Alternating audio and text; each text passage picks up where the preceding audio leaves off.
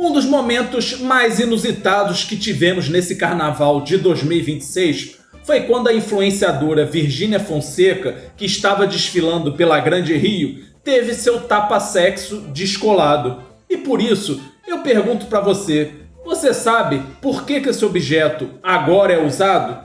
O que acontecia antes dele? Se você não sabe, fica tranquilo que nesse vídeo te conto tudo.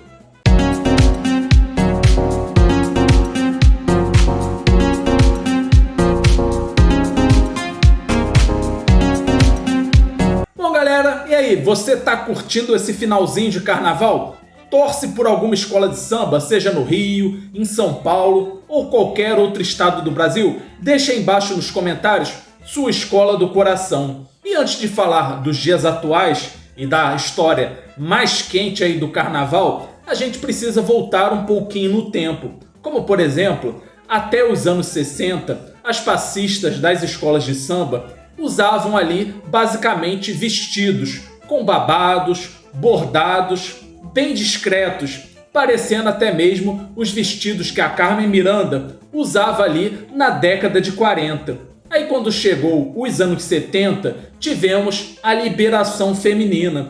Quem aí, por exemplo, que curtia muito carnaval, assistia na Manchete, né? A saudosa Manchete, não lembra das mulatas do Sargentelli. E aí o traje passou a ser biquíni, bastante parecido com os que a gente tem hoje em dia. Aí acontece que quando chegou os anos 80, aí a coisa pegou fogo, ficou quente demais. E aí que a história fica bastante interessante. Aí na década de 80, a liberação geral aconteceu. A liberação feminina finalmente havia chegado nos desfiles das escolas de samba. Inclusive o que antes se via nas revistas, mas com tarja preta, agora poderia ser visto nos desfiles com total liberdade. Inclusive quando se falava de passistas ou também dos destaques das escolas de samba, era bastante comum que as mulheres desfilassem com os seios de fora. Isso passou a ser corriqueiro nos desfiles das escolas de samba. Inclusive, quando a gente relembra um desfile da Mocidade Independente de Padre Miguel, tinha Monique Evans como sua rainha de bateria, e ela desfilou fazendo topless, o que parece meio louco hoje em dia, era bastante comum na época. Mas aí quando chegou o carnaval de 1988, aí a coisa mudou. E tudo porque tinha como personagem principal uma mulher chamada Enole Lara. E aí em 1988 tinha o desfile da União da Ilha do Governador, que tinha como enredo festa profana. E aí a Enole Lara, ela estava com o corpo todo pintado e usando botas. Até aí tudo bem, certo?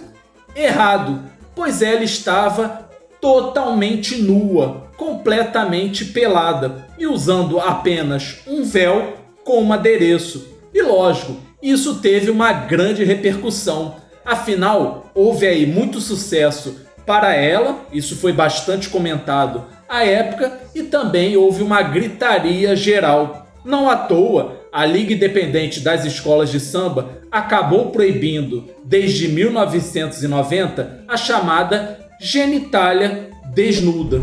Mas lógico que isso gerou uma gritaria geral. E aí, um tempo depois, Joãozinho 30 fez algo bastante inusitado.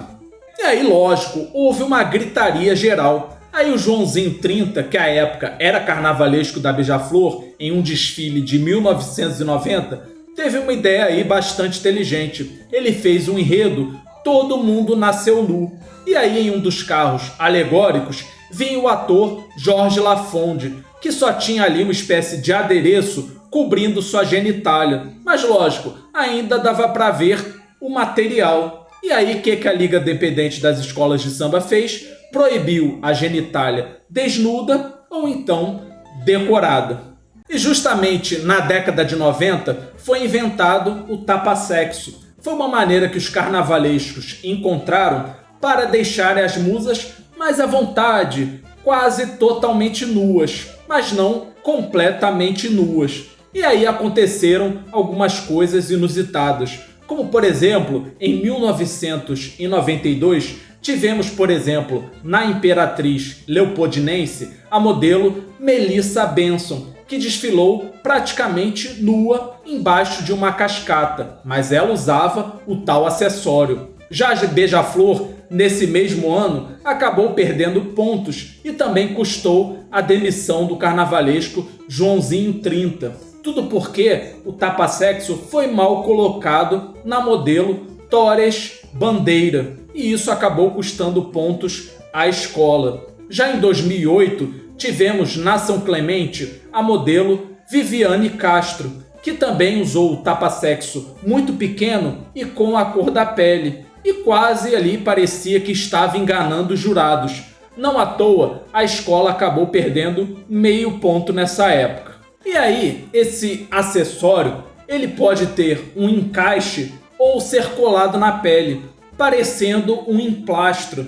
Lembra daquelas coisas que a gente encontra na farmácia, que serve para quem tem lesão muscular? Então, é basicamente a mesma coisa. É uma espécie de adesivo que cola na pele. Então, se alguma coisa sair do lugar, esse emplastro acaba escondendo. Mas lógico, se a pessoa suar demais ou de repente molhar demais, aí a coisa pode dar errado. Como por exemplo, deu com a chamada mendigata, que fazia parte do Pânico na TV, a modelo Fernanda Lacerda. Ela deu uma entrevista e falou que em 2015, quando ela estava se apresentando na quadra da Grande Rio, ela acabou suando demais e o emplastro saiu do lugar. E a pergunta fica, será que alguém reparou nessa situação? Bem desconfortável. E se por acaso você sabe de alguma história inusitada, alguma cena de nudez, alguma coisa que aconteceu em algum desfile, seja do Rio ou seja de São Paulo, deixa aí embaixo nos comentários. Eu quero ver o que você tem para contar. Não esqueça de deixar o seu like nesse vídeo, é muito importante, galera. Ajuda aqui o canal e se inscreva no canal se você ainda não é inscrito. Valeu, galera, e a gente se vê no próximo vídeo.